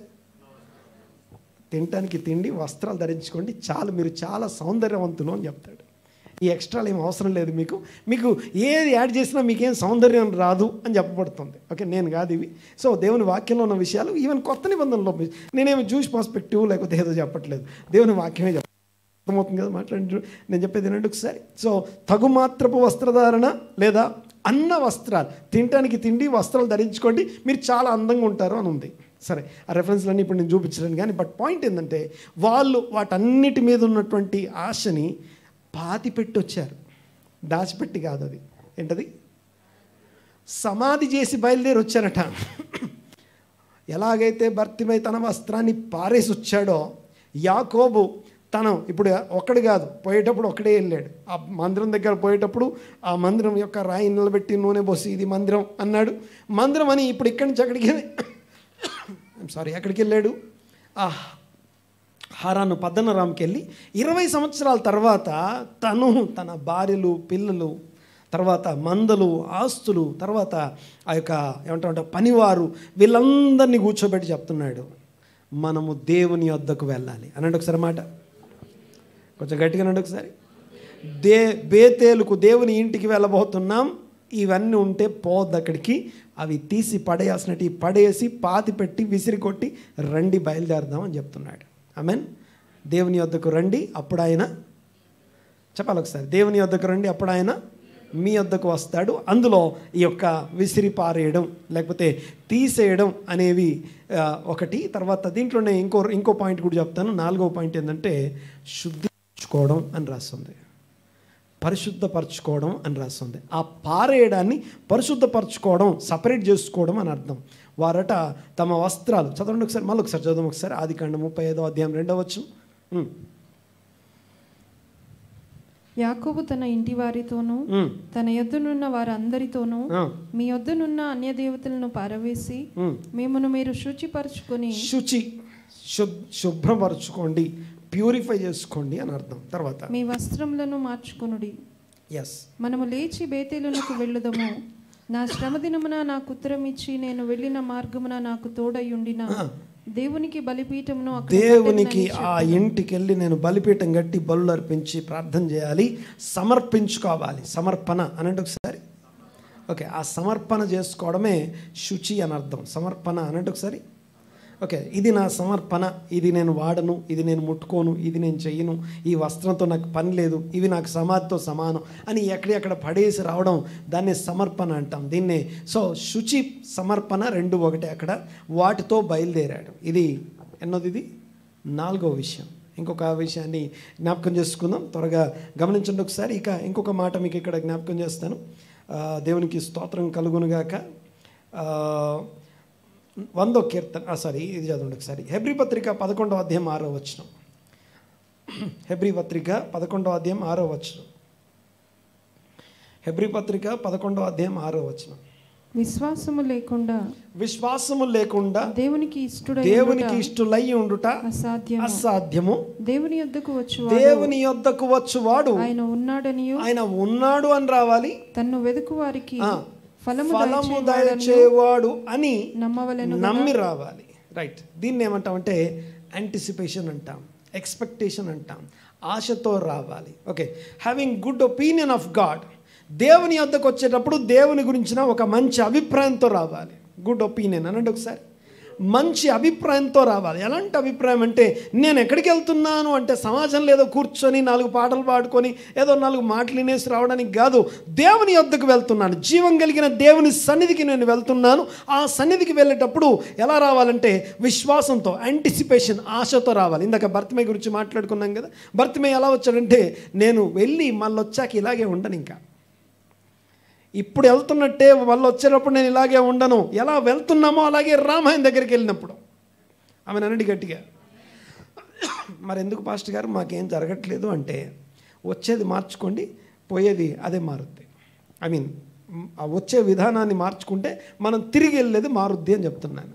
దేవుని యొద్దకు మీరు రండి, అప్పుడు ఆయన మీ యొద్దకు వచ్చును. అందులో ఈ పాయింట్ మనకేం చెప్తుందంటే, హెబ్రీ పత్రిక 11వ అధ్యాయంలో ఆయన యొద్దకు వచ్చేవారు ఆయన ఉన్నాడని నమ్మాలట. అనండి ఒకసారి. ఉన్నాడని అందరం నమ్ముతున్నాగా, ఉన్నాడని మళ్ళీ ఎందుకు చెప్తున్నాడు?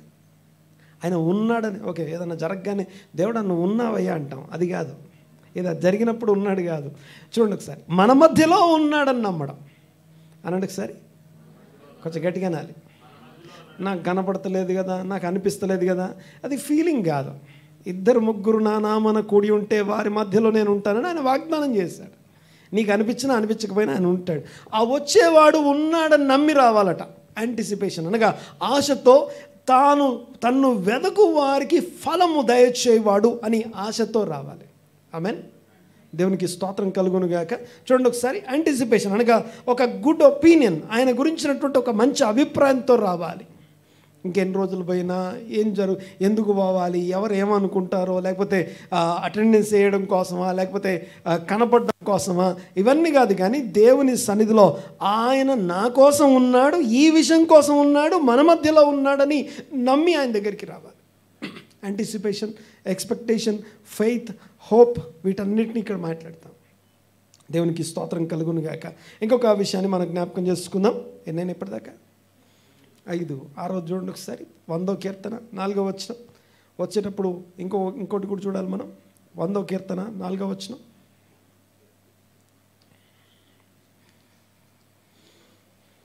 కీర్తన 4వ వచనం. యెహోవా దయాళుడు, ఆయన కృప నిత్యముండును, ఆయన సత్యము తరతరములు ఉండును. కృతజ్ఞతార్పణలు చెల్లించుచు ఆయన గుమ్మములలో ప్రవేశించుడి. కృతజ్ఞతార్పణలు చెల్లించుచు ఆయన గుమ్మములలో ప్రవేశించుడి. కీర్తనలు పాడుచు ఆయన ఆవరణలో ప్రవేశించండి. ఆమెనండి గట్టిగా. లోపలికి వచ్చేటప్పుడు కృతజ్ఞత స్తుతితో లోపల నింపుకొని రావాలి. ఇందాకేమో వర్డ్స్, స్పీచ్ నింపుకొని రావాలని మాట్లాడుకున్నాం. కానీ ఇది కృతజ్ఞతా స్తుతులతో ఆయన ఆవరణలోకి అడుగు పెట్టాలి, ఆయన సన్నిధికి రావాలి. మీరు దేవుని యొద్దకు రండి, అప్పుడు ఆయన మీ యొద్దకు వచ్చును. దేవుని యొద్దకు రావడం అంటే ఏంటో ఇప్పటిదాకా మాట్లాడుకున్నాం. నేను సండే సెర్మన్ని మ్యాక్సిమం జనరల్గా అందరికీ అర్థమయ్యేలా ఉండడానికి ప్రయత్నం జరుగుతూ ఉంది. దయచేసి దాన్ని అర్థం చేసుకోవడానికి ప్రయత్నం చేయండి. But this is not the fullness. దీనికంటే లోతైన విషయాలు చాలా ఉన్నాయి. అవి నేర్చుకోవడానికి ఎదగడం చాలా అవసరం. ఇవి జస్ట్ విని 4 పాయింట్లు నేర్చుకున్నాం, ఇంకెక్కడైనా చెప్పడానికి బాగుంటాయి అంటానికి కాదు, కానీ విని వాటిని అనుభవించడానికి, అనుసరించడానికి మనం ప్రయత్నం చేద్దాం. ఆమె అన్నది గట్టిగా. సో ఆయన దగ్గరికి వచ్చేటప్పుడు కృతజ్ఞతాస్తుతులు, పాటలు లోపల నింపుకొని రావాలి. దేవుని స్తోత్రం కలుగునుగాక. ఆయన సన్నిధికి వచ్చేటప్పుడు పాటల చేత, కృతజ్ఞతాస్తుతుల చేత లోపల నింపుకొని, ఇదిగో ఈ పత్రిక వచ్చింది మాకు, ఈ పత్రికలో ఈ పాటలు వాడతారట, ఆ పాటల్లో ఏముంది, దాన్ని ఎవరు ఏం చేశారో తర్వాత సంగతి, కానీ ఆ పాట యొక్క సాహిత్యాన్ని, దాని యొక్క అర్థాన్ని లోపల నింపుకొని విలువలేని నా జీవితం పాడేది ఈరోజు. ఓకే, ఆ పాడడానికి రావాలి, ఆ పాటలు ఏకీవించడానికి మనం రావాలి. కృతజ్ఞతాస్తుతులతో ఆయన గుమ్మంలోనికి ప్రవేశించాలి. మళ్ళీ చదవం ఒకసారి 4వ వచనం. కృతజ్ఞతార్పణలు చెల్లించుచు ఆయన గుమ్మములలో ప్రవేశించండి. కీర్తనలు పాడుచు ఆయన ఆవరణములలో ఆయన ఆవరణంలో ప్రవేశించండి. దేవుని సన్నిధికి రావడం అనేది ఒక ప్రిపరేషన్. అది ఒక మ్యారేజ్కి ప్రిపేర్ అవుతాం, ఒక స్పెషల్ మీటింగ్కి ప్రిపేర్ అవుతాం, ఒక స్పెషల్ విషయానికి ప్రిపేర్ అవుతాం. బట్ దేవుని సన్నిధికి నిర్లక్ష్యంతో చేసేది, నిర్లక్ష్యం అనండి ఒకసారి, కొంచెం గట్టిగా మాట్లాడుతాం. నిర్లక్ష్యం. 10 మంది కన్యకలు తెలుసు కదా మీకు, అందులో పరిశుద్ధులు ఎంతమంది? అయ్యా రాంగ్ ఆన్సర్. 10 మంది పరిశుద్ధులే అనండి గట్టిగా. 10 మంది పరిశుద్ధులే, అందరు మంచోళ్ళే, అందరు పరిశుద్ధులే. 10 మంది వెయిట్ చేస్తున్నారా? ఇందులో వెయిట్ చేసే వాళ్ళు ఎంతమంది? లేదు, అందరూ వెయిట్ చేస్తున్నారు, అందరూ వెయిట్ చేస్తున్నారు. ఎవరెవరి దగ్గర అవి ఉన్నాయి? 10 మంది దగ్గర ఉన్నాయి, 10 మంది దగ్గర ఉన్నాయి. మరి ఐదుగురిని వేరు చేసింది ఏంటో తెలుసా? ఎక్స్ట్రా ప్రిపరేషన్ అనండి ఒకసారి. ఆ ఎక్స్ట్రా ఆయిల్, ఎక్స్ట్రా ప్రిపరేషన్. అందరి ఒత్తులు కూడా ఆరిపోతున్నాయా? ఎస్, 10 మంది ఆరిపోతున్నాయి. ఓకే, నేను మాట్లాడేది అర్థమవుతుంది కదా. 10 మంది పరిశుద్ధులే, 10 మంది కన్యకలే, 10 మంది ఎదురు చూస్తున్నారు, 10 మంది మంచోళ్ళే, 10 మంది గొప్పలే, 10 మంది దగ్గర దివిటీలు ఉన్నాయి, 10 మంది దివిటీలు ఆరిపోతున్నాయి, అందరే ఆరిపోతున్నాయి. కానీ ఒక 5గురి దగ్గర ఎక్స్ట్రా ప్రిపరేషన్ ఉంది. దేవునికి స్తోత్రం కలుగునుగాక. వీళ్ళ గురించి మాట ఏంటో తెలుసా? ప్రభువా ప్రభువా అని పిలిచేవాళ్ళు. ఓకే, ఈ వచనం కూడా తెలుసు మీకు బాగా. పరలోక రాజ్యంలో ప్రవేశింపరు కానీ ఆయన చిత్తం చేసేవాళ్ళు, తండ్రి, పరలోకమందున్న తండ్రి చిత్తం చేసేవాళ్ళు అందులో ప్రవేశిస్తారు. అప్పుడు వీళ్ళు వచ్చి అంటారట, ఏమేం చేశారు వీళ్ళు? చెప్పండి ఒకసారి, మీకు గుర్తుందో చెప్పండి. మేము నీ నామమున దయ్యాలను వెళ్ళగొట్టలేదా, ప్రవచింపలేదా, అవి చేయలేదా, ఇవి చేయలేదా నీ నామమున అని అంటారట. అప్పుడు ఆయన అంటాడట, ఏమన్నాడంట? ఆయన చెప్పండి, ఇది చెప్పాలి, ఇది కావాలి నాకు. అక్రమం చేయవారులారా తొలగిపోండి, నేను మిమ్మును ఎరుగను అనట్లా, నేను మిమ్మును ఎన్నడూ ఎరుగను అంటాడు. ఎన్నడంటే అర్థం ఏంటో తెలుసా? ఏది? ఆయన నామన్న దయ్యాన్ని వెళ్ళగొట్టేటప్పుడు తెలుసా మరి? అప్పుడు కూడా తెలియదట. నేను మాట్లాడితే అర్థమవుతుంది కదా. అంటే ఆయన మనల్ని ఎరిగేటట్టు చేసేది ఏంటిదంటే hour special preparation. I appreciate some families. సంఘంలో కొన్ని ఫ్యామిలీస్ నేను అప్రిషియేట్ చేస్తాను. వాళ్ళ పిల్లల్ని రెడీ చేసి టయానికి వచ్చి కూర్చుంటారు కుటుంబంతో. ఓకే, అర్థమవుతుందని మాట్లాడేది. ఇంకోటి, టయానికి రండి, సమయానికి వచ్చి కూర్చోండి. మొదటి ప్రార్థన, మొదట ఇంటర్సెషన్ అంటే ఏంటో తెలుసా? ఇంటర్సెషన్ అంటే విజ్ఞాపన. మనం మాట్లాడుకునేంత కూడా దాని గురించి అమ్మా. ఓకే, మనము ఒక్కొక్క వారం ఏదో ఒక అంశం గురించి మాట్లాడుకుని ఒక టార్గెట్ ఉంటుంది కదా. వాట్ ఈస్ ద గోల్ అంటే ఇంటర్సెసర్స్ కావాలి సంఘంలో. ప్రార్థించే వాళ్ళ కోసం మనం మాట్లాడుకునేది. ఆ ప్రార్థించే వాళ్ళు ఎప్పుడు ప్రార్థన చేయాలి? సంఘ ప్రార్థనా సమయం అని ఒకటి ఉంటుంది. ఎప్పుడు ఉంటుందంటే బిగినింగ్ టైం, స్టార్టింగ్ టైం, వచ్చి మోకరించి ప్రార్థన చేసేది. ప్రతి సంఘారాధన ప్రారంభం విజ్ఞాపన ప్రార్థనతో అవుతుంది. మన కోసం, మన కుటుంబం కోసం, సంఘంలోని కుటుంబాల కోసం విజ్ఞాపన చేసి చేతులెత్తి దేవుని సన్నిధిలో ఏడ్చే సమయం అది. ఇంకోటి, అలాంటిది ఒక సమయం ఉందని కూడా చాలామంది తెలియదు. సంఘ విజ్ఞాపన ప్రార్థన ప్రతి సంఘ సర్వీస్కి ముందు ఆ విజ్ఞాపనతో ప్రారంభం. అర్ధగంట సేపు ఉంటుంది. అది వచ్చిన వాళ్ళు వచ్చినట్టు మోకరించి ప్రార్థన చేస్తూ ఉంటారు, పనిచేసే వాళ్ళు పని చేస్తుంటారు, మిగతా కార్యక్రమాలు ఉంటాయి. బట్ ఏదేమైనా కూడా అందరూ పనులు ముగించుకొని ఆ సమయానికి ప్రార్థన చేయాలి. కానీ మన అననుకూలతను బట్టి, ఆ సమయాన్ని బట్టి మనము అందరం కూర్చోలేకపోవచ్చు కాక, బట్ ఏదేమైనా ఆ సమయానికి మాత్రం ప్రార్థించే వాళ్ళు ఇక్కడ ఉన్నారు. వాళ్ళు ఉన్నారు కాబట్టి మనం ప్రశాంతంగా ఉన్నాం. ఆమె అనండి గట్టిగా. మనం అనుకోవచ్చు మేము క్షేమంగా ఎందుకున్నామంటే అని. మీరు ఎన్నన్నా చెప్పండి, మీ సంఘంలో మీకోసం చేసే ప్రార్థన మీ క్షేమానికి కారణం. ఆమె అనండి గట్టిగా. దేవునికి స్తోత్రం కలుగును గాక. అయితే విషయం ఏంటంటే, కృతజ్ఞతాస్తుతులు చెల్లిస్తూ కృతజ్ఞతాస్తుతులతో, పాటలతో, కీర్తనలతో హృదయాన్ని నింపుకొని ఆయన సన్నిధికి ప్రవేశించాలి. It is not ordinary thing. ఏదో ఒక ఆర్డినరీ విషయం కాదు. దేవునికి స్తోత్రం కలుగును గాక. దేవుని జీవం కలిగిన ఆయన యొద్దకు మీరు రండి, అప్పుడు ఆయన మీ యొద్దకు వచ్చును. ఓకే, ఒకటి ఏం మాట్లాడుకున్నామని వరుసగా చెప్పండి ఒకసారి. చివరిది మాట్లాడుకునే ముందు 6 మాట్లాడుకున్నాం. 1, ఉపవాసము, దుఃఖము, కన్నీళ్ళు, మనస్ఫూర్తిగా ఆయన దగ్గరికి ఇప్పుడన్నా రండి. 1. 2, మాటలు సిద్ధపరచుకొని, స్పీచ్ సిద్ధపరచుకొని రండి. 2, 3, పారేయాల్సినవి పారేసి, పాతి పెట్టాల్సినవి పాతి పెట్టేసి రండి. ఏ వదిలేయాలో వాటిని వదిలేసి రండి. వాటిని అలా పట్టుకురాకండి. ఓకే. తప్పిన కుమారుడు ఈ అన్నం లేని సమయంలో మంచి ఉద్యోగం ఇచ్చి మమ్మల్ని ఆదరించిన ఈ పందుల్లో చిన్న పంది పిల్లని తీసుకెళ్తా అని అనుకోవద్దు. దాన్ని అక్కడ వదిలేసి రావాలి. అర్థమవుతుంది కదా. ఇది మాకు చాలా హెల్ప్ చేసింది, మేలు చేసిందని గుర్తుకు ఒక చిన్న పంది పిల్లని తెచ్చుకుంటానని రాకూడదు. దాన్ని వదిలేసి రావాలి. దేవునికి స్తోత్రం.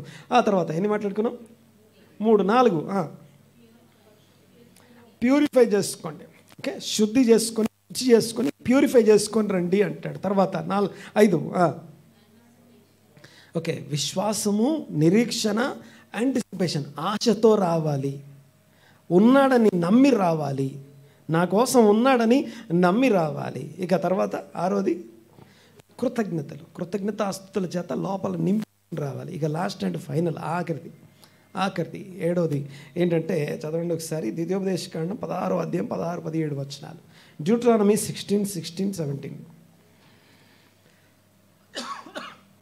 ఏటికి 3 మార్లు, సంవత్సరానికి 3 మార్లు అనగా పొంగని రొట్టెల పండుగలోను, వారముల పండుగలోను, పెంతెకోస్తు, పస్కా, పర్ణశాలల పండుగలోను, పర్ణశాల పండుగ, నీ దేవుడైన యెహోవా ఏర్పరచుకున్న పరిశుద్ధ స్థలం ఏదైతే ఉంటుందో, నీ మగవారందరూ, నీ మగవాళ్ళు వాళ్ళ కుటుంబాలతో అక్కడ కనపడాలి. తర్వాత వాళ్ళు ఒట్టి చేతులతో రావద్దు. సన్నిధిని కనపడక, దేవుని సన్నిధిలో ఒట్టి చేతులతో కనపడవద్దు.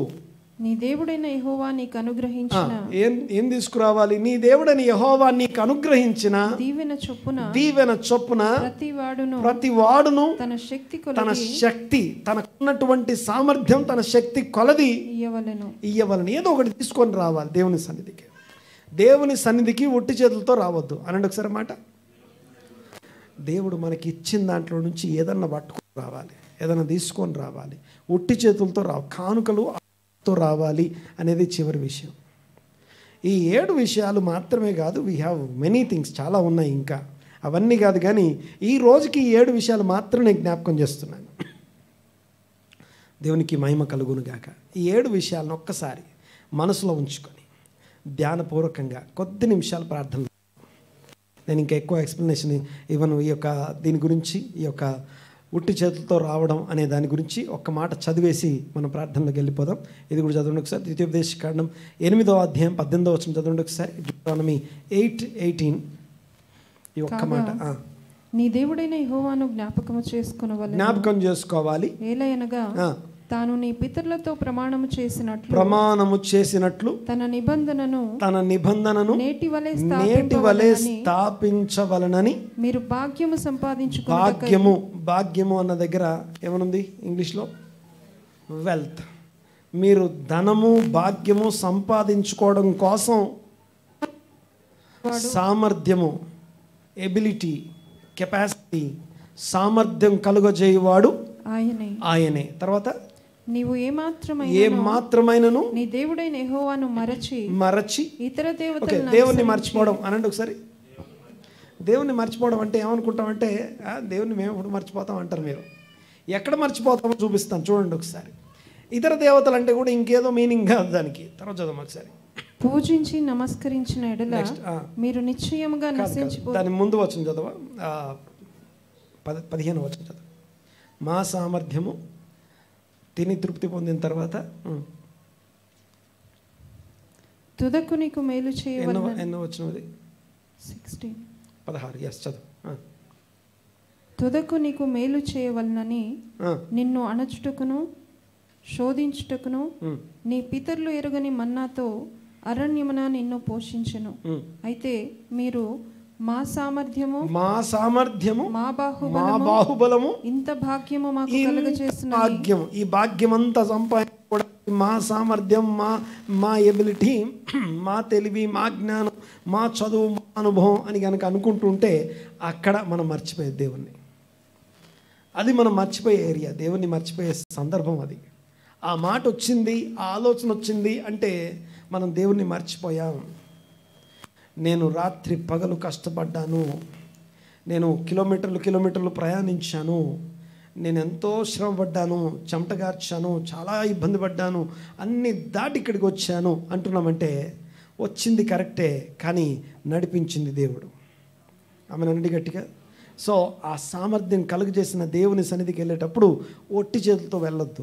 దేవుడు మనకిచ్చిన శక్తి కొలది ఆ సామర్థ్యంలో నుండి దేవునికి కానుకలు పట్టుకొని రావాలి.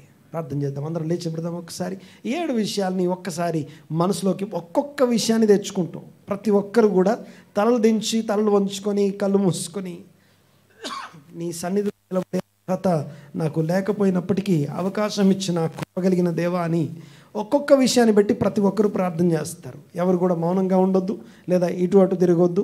పిల్లలు కానీ పెద్దలు కానీ అందరం తలలు వంచి కళ్ళు మూసుకొని ఒక్కొక్క విషయం కోసం దేవుని సన్నిధిలో ప్రార్థన చేద్దాం. ప్రతి ఒక్క పాయింట్ కోసం ప్రార్థన చేయాలి. 7 విషయాలు ఆయన సన్నిధిలో పెట్టి వ్యక్తిగతంగా ప్రార్థన చేద్దాం. దేవా స్తోత్రం నాయనా, ఈరోజు నాతో మాట్లాడిన దేవా మీకు వందనాలు.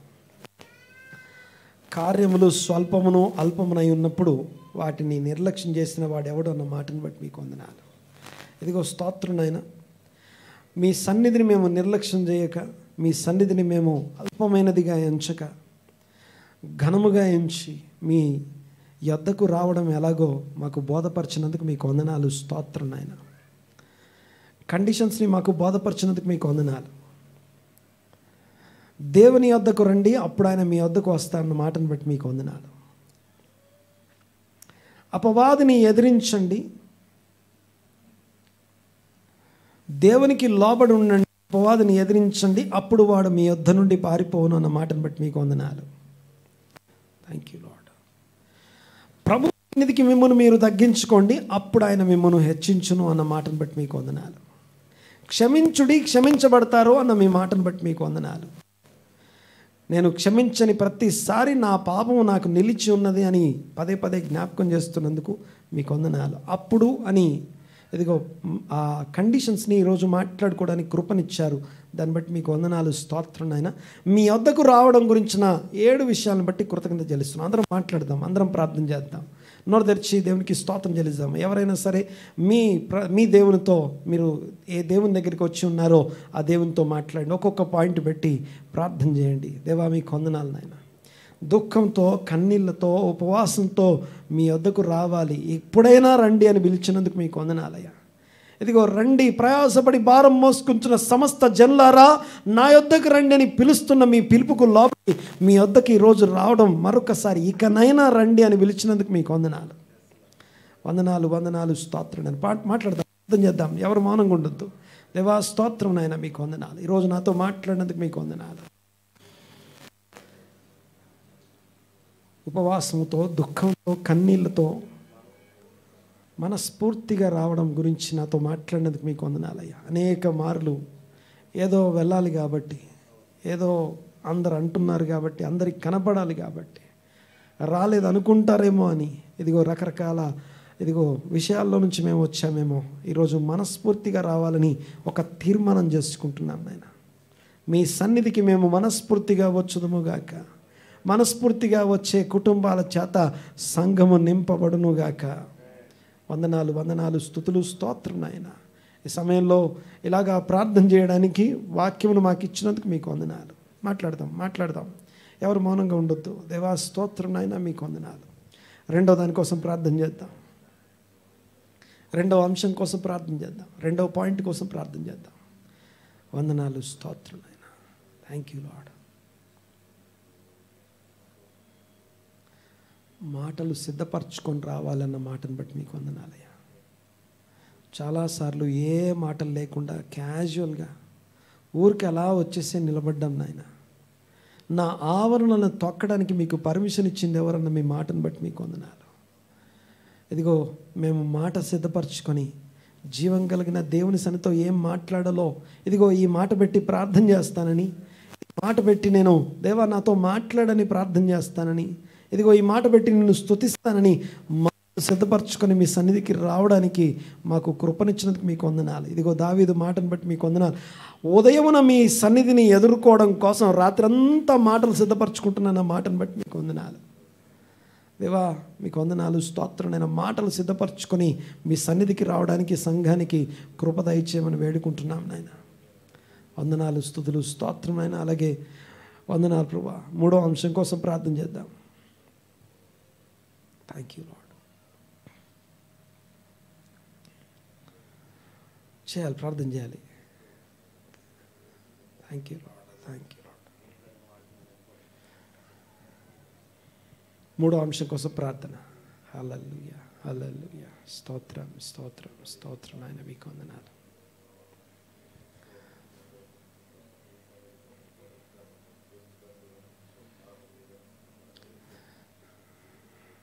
ఏవేవి పారేయలేదో వేటి మీద ఇంకా మనం ఇంటికి వెళ్ళాక మళ్ళీ పట్టుకుందామని దాచిపెట్టిన విషయాలు, క్రైస్తవులమై క్రీస్తు యేసునందు నిలిచున్నామని చెప్పుకుంటూ ఇంటికి వెళ్ళి మళ్ళీ మనం వెనుకకు మనం తీసే ఆ వస్త్రాలు ఏవి ఉన్నాయో వాటి కోసం, పారేయని విషయాల కోసం, అంతరంగంలోని దుష్టత్వము, అంతరంగంలో ఉన్న అనేక విషయాలు ఏవైతే ఉన్నాయో, ఏవి విడిచిపెట్టి రావాలో, ఏవి వదిలిపెట్టి రావాలో, ఏవి విసిరేసి రావాలో, ఏవి పాతి రావాలో, వాటన్నిటి గురించి ఒక్కసారి ప్రార్థన చేద్దాం. గుర్తు చేసుకొని నీకు జ్ఞాపకం చేయబడ్డ విషయాన్ని బట్టి, ఈ సమయానికి పరిశుద్ధాత్ముడు నీకు జ్ఞాపకం చేస్తున్న విషయాల్ని బట్టి ఇదిగో పశ్చాత్తాపడుతూ ప్రార్థన చేద్దాం. దేవా వందనాలు నాయన, స్తోత్రం తండ్రి, మీకే వందనాలు. Thank you lord. చాలామంది క్రీస్తుని నమ్ముకున్నాం, కానీ ఇంకా వాళ్ళ కులాన్ని, వాళ్ళ ఆ పాత విషయాల్ని, ఆ వస్త్రం ఇంకా దాచిపెట్టే ఉన్నాం. విడిచిపెట్టి రావాలి, విసిరేసి రావాలి. Thank you lord. ఈరోజు నాతో మాట్లాడుతున్నందుకు మీకు వందనాలు నాయన. సంపూర్ణమైనటువంటి మారు మనసులోకి ఇంకా రాకుండా మనం దాచిపెట్టుకున్న విషయాల కోసం ఒక్కసారి ఒప్పుకుందాం, ప్రార్థన చేద్దాం. ఎవరు మౌనంగా ఉండొద్దు. Thank you lord. ఏదో నిర్లక్ష్యంగా ఉండే సమయం కాదు ఇది. Hallelujah. Thank you lord. Thank you Jesus. వందనాలు. పరిశుద్ధాత్ముడు నిన్ను ఒప్పింపజేస్తున్న విషయాల్ని ఒప్పుకుందాం. మోకరించండి. చేతులెత్తే వాళ్ళు చేతులెత్తండి. నోరు తెరిచి ప్రార్థన చేయండి. మౌనంగా ఎవరు ఉండొద్దు. ఇటు అటు తిరిగే సమయం కాదు ఇది. ఇటు అటు చూసే సమయం కాదు ఇది. Thank you lord. వందనాలు, స్తోత్రం నాయన. ఈరోజు నాతో మాట్లాడినందుకు మీకు వందనాలు ప్రభువా. వదిలిపెట్టని విషయాల్ని ఈ సమయంలో వదిలిపెట్టడానికి, విసిరేయడానికి మేము సిద్ధంగా ఉన్నాం. దేవా వందనాలు నాయన. ఇదిగో మేము నీ వద్దకు వచ్చిన తర్వాత తిరిగి అలాగే వెళ్ళం నాయన. గుడ్డివారు చూస్తారు, కొంటివారు ఇదిగో కాళ్ళు స్వస్థపరచబడతాయి, ఊచి చేతులు బాగు చేయబడతాయి, మూగవారు మాట్లాడతారు, చెవిటివారు వింటారు, మనోనేత్రాలు వెలిగించబడతాయి కదా ప్రభువా. వందనాలు, స్తోత్రం నాయన. విశ్వాసంతో, యాంటిసిపేషన్తో దేవుడు ఉన్నాడని నమ్మి, మన మధ్య ఆయన ఉన్నాడని నమ్మి రావాలన్న మాటను బట్టి ఆయనకి స్తోత్రం చెల్లిస్తాం. వందనాలు, స్తోత్రునైనా మీకే వందనాలు. Thank you lord. ఇదిగో శుద్ధిపరచుకొని రావాలన్న మాటను కొట్టి దేవునికి స్తోత్రం చెల్లిస్తాం. ఏ విషయాలు శుద్ధిపరచుకోవాల్సి ఉందో, ఏ విషయాల్ని ఇదిగో ప్యూరిఫై చేసుకోవాల్సిన విషయాలు ఉన్నాయో వాటిని బట్టి దేవునికి స్తోత్రం చెల్లిస్తాం. ఎక్కడ ప్యూరిఫై అవ్వకుండా ఆయన సన్నిధికి రావాలని ఇంకో విషయం చెప్తాను. పరిశుద్ధత లేకుండా మనము దేవుణ్ణి చూడలేము. Without sanctification and purification we cannot see God. దేవునికి ఇష్టలై ఉండే విశ్వాసం కలిగి ఉండడం ఎంత అవసరమో పరిశుద్ధులమై దేవుని చేరుకోవడం కూడా అంతే అవసరం. దేవునికి మహిమ కలుగునుగాక.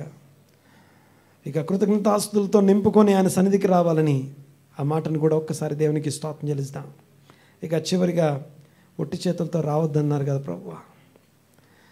మేము ఈరోజు ఈ స్థితిలో ఇంతటి వాడనై ఉన్నానంటే, నా అంత వాడు అని నేను చెప్పుకుంటున్నానంటే మా సామర్థ్యం కాదు, మా బాహుబలం కాదు, మీరు కలుగజేసిన సామర్థ్యమే కదా ప్రభువా. మీరు ఇచ్చిందే కదా నాయనా మేము కలిగి ఉన్నది. మీరు ఇచ్చిందే కదా, మీరే కదా ఒకరిని హెచ్చించేది, ఒకరిని తగ్గించేది. ఇదిగో మమ్మల్ని ఈ స్థితిలో నిలబెట్టారంటే it is just because of your grace and covenant lord. నిబంధనను స్థిరపరచడానికి భాగ్యం సంపాదించుకునే సామర్థ్యము ఈరోజు అనుగ్రహించినందుకు ఆమేన్.